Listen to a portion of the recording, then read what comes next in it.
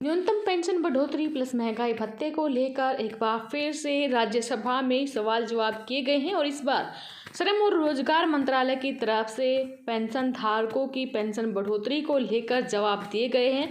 क्या कहा है श्रम मंत्री ने, क्या जवाब किए गए थे। 15 दिसंबर 2022 का लेटेस्ट अपडेट निकल के आया है। पूरी जानकारी के लिए वीडियो को अंत तक देखें। वीडियो अपने साथी दोस्तों के साथ जरूर शेयर करें। दोस्तों देख पा रहे हैं आप स्क्रीन पर भारत सरकार श्रम और रोजगार मंत्रालय राज्यसभा में क्वेश्चन संख्या 1049 की गई थी, जिसका आंसर 15 दिसंबर 2022 को श्रम और रोजगार मंत्री के द्वारा दिया गया है। क्वेश्चन किया था श्री मस्तान राव बीड़ा के द्वारा।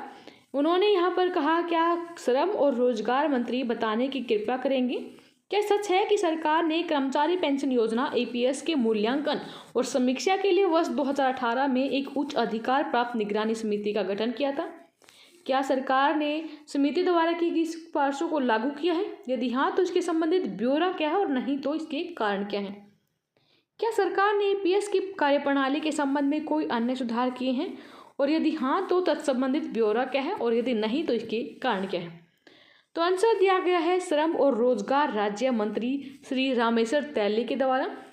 उन्होंने जहां पहले से तीसरे क्वेश्चन में जिनसे सवाल किया था, क्या सच में सरकार ने कर्मचारी पेंशन योजना के मूल्यांकन और समीक्षा के लिए वर्ष 2018 में एक उच्च अधिकार प्राप्त निगरानी समिति का गठन किया था, तो उन्होंने कहा जी हाँ, कर्मचारी पेंशन योजना 1995 के पूर्ण मूल्यांकन और समीक्षा के लिए सरकार द्वारा गठित उच्च अधिकार प्राप्त निगरानी समिति द्वारा की गई सिफारिशों के अनुसार सरकार ने दिनांक 20 फरवरी 2020 की अधिसूचना, जिसका क्रमांक है 132 के माध्यम से ऐसे संरक्षीकरण की तारीख से 15 वर्ष पूरे होने के बाद उन सदस्यों के संबंध में जिन्होंने योजना के पूर्ववर्ती पैरा 12 के तहत 25 सितंबर 2008 को या फिर उसके पहले पेंशन के संरक्षीकरण का लाभ उठाया था, सामान्य पेंशन की बहाली के संबंध में एक सिफारिश लागू की है।